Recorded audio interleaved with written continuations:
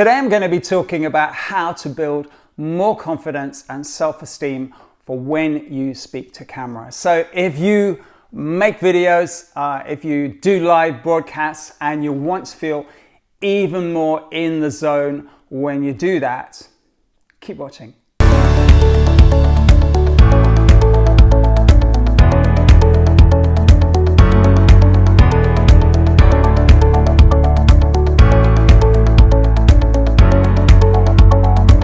Hey, Mike Blizzard here, founder of Speak Like a Pro Online, sharing ideas, tools and techniques to help you speak with more confidence, make better videos and grow your business. On this channel, you'll see tech, book review and how-to videos just like this one. So if you're new here, consider subscribing. And in this week's video, we're going to look at the area of confidence, how you can build confidence and self-esteem so that when you hit play or record or go live on your videos, you feel in the zone. You feel great. You feel like you're in the right place to deliver the best possible content you can.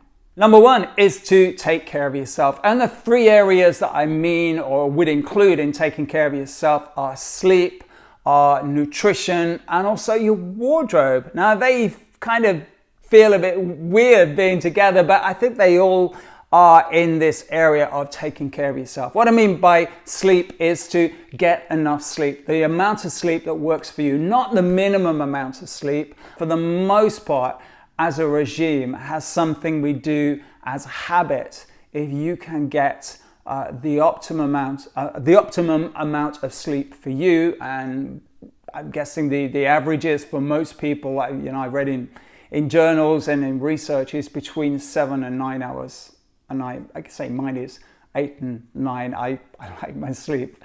Then we feel pretty good. And what I mean by health is just thinking about nutrition, what you put in your body so you get out in energy or not, as the case may be. If you put kind of stuff in your body that is going to slow it down and make it feel more sluggish, then that's the energy you get. So just think about what that is for you, your diet, and also what you drink as well. And also this area of exercise. Just think about in your lifestyle, in your job, where you live, what you like doing as well, and finding that balance so you feel alive. You just feel good about who you are. And then the third area of taking care of yourself is just looking in the mirror and seeing how you look. Now, I'm not talking about your body shape and all this stuff, but maybe it could be that. I'm just thinking about how you look in terms of your hair, of your wardrobe. Is the person looking back at you from the mirror the person you want to see? Because if not, it's not about just having a radical knee-jerk reaction, complete reinvention. But again, from my point of view and a lot of clients that I work with, it's the much more graduated approach, just kind of changing course a little bit, whether it's a new t-shirt or whether, trying your hair in a different way or just trying doing something with your hair or whatever, so that you start to build momentum and you start to feel good about taking care of yourself. And here's the thing, if you take care of yourself by getting the amount of sleep that you need, you are healthy and alive, and you look the way that you want to look, chances are you will feel more confident. You will have a greater sense of self-esteem in your life and what you do. And if that includes speaking to camera, giving webinars or making podcasts, then I'm sure it's gonna make you feel great doing that too. Okay, so moving on to top tip number 2, and this is to visualize the way that you want it to be. So whether you make videos, whether you run webinars, whether you make a podcast, whether you speak to an audience, whether you want to present something at a meeting at work, I want you to create a mental movie of you doing it the way you want to do it. So this is the absolute best way that you can do it. And you might even visualize the reaction you get from it, in whether it's the likes or the views or the comments or the applause or whatever it is for you, so that you create this little mental movie, which you can just run it in your head. Some people call it daydreaming, but daydreaming with an intention, with a focus. And then just like a really good movie, I don't know about you, but if I go to see a movie that I really like, I generally go back and see it again. And I haven't been known to see movies a few times, you know? So with this mental movie, with your mental movie of you doing your thing, making your video, doing your webinar, whatever it would be, and you've created this mental movie, you are the director of your mental movie. Make it brilliant, make it alive, make it fabulous. You are great, you're feeling good, and all the rest of it. Create a mental movie, run it, go to that cinema in your mind many, many times, and re-watch and replay this movie. Number 3 is to improve your posture, or just to think about and make a decision on the way you stand or sit when you deliver whatever it is that you deliver. So if you're speaking into a microphone, if you're delivering a podcast, just think about how you're sitting and how you're interacting with the potential listener through the medium of the microphone. Just think about that. Equally, if you're sitting in front of a camera or standing in front of a camera, I'm sitting in front of my iPhone in my living room at home, and this is a purposeful thing. I feel like I'm leaning in, I'm talking with you, I feel like you're sitting on another couch in my living room, and we're having this conversation. So this posture that I'm adopting, it's a very natural posture for me, it's a very easy, authentic, and with all of that going on, actually it's quite a confident thing. I feel quite confident, I feel okay about what I'm doing. So just think about when you're doing what you're doing. Some videos we stand up and we deliver content to camera and we're standing up. And again, just think about how you stand. Are your shoulders back? Are you slumping? Are you feeling down? Are you feeling alive? You know, just think about this, because your posture will follow suit. And equally, if you're doing a presentation, delivering a presentation or some talk or training to a group of people live, again, just think about how you deliver it, your content. Are you leaning in? Are you sharing? Are you connected? Are you striding forwards and showing confidence? Or are you kind of a bit slumped, a little bit kind of low on energy? Because a lot of communication is not just the words that we use. It's not just the way we say it. It's how we look when we're saying it as well. And the thing is, that communication is with the listener, the viewer, but it's also with yourself. You're getting all these cues back as well. So if you are sitting or standing in a confident posture, then you're going to feel confident as well. Number 4 is to create positive affirmations. Now, if you have read any book on any form of personal development in your life, chances are you've heard about this thing called positive affirmations. And it really connects back with what I was saying just a few moments ago. We do tend to get in life what we focus most of our attention on. So with positive affirmations, what we're looking at is your inner chatterbox, what you're saying to yourself.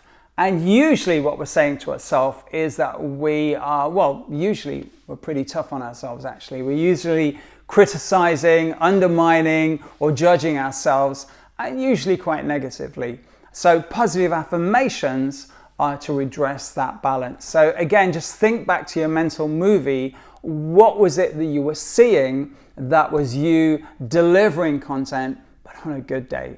And then if you were to put that into an affirmation and then just say that back to you, again, like the mental movie, put it on repeat, put it on replay, time and time and time again. It just starts to address that balance, and actually it can start to improve your confidence and your self-esteem, so that when you talk to a group of people, or when you talk to camera, or when you talk on a podcast, etc., you are going to feel more confident.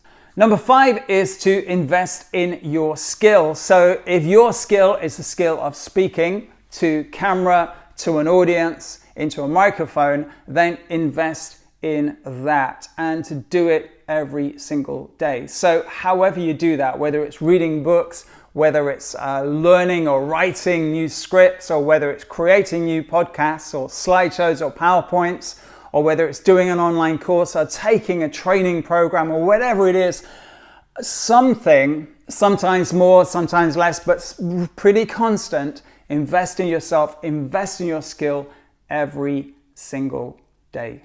Number 6 is to identify what it is that is holding you back. So if it's a fear, if it's an insecurity, if it's that you don't quite trust yourself, or you don't quite believe yourself, or you fear that other people won't believe you, or whatever it would be, just look at that. And again, as in the previous step, create some affirmations to actually redress that balance, to turn those negative or limiting or harming beliefs around so that you start to focus on the good stuff, on what you feel great about.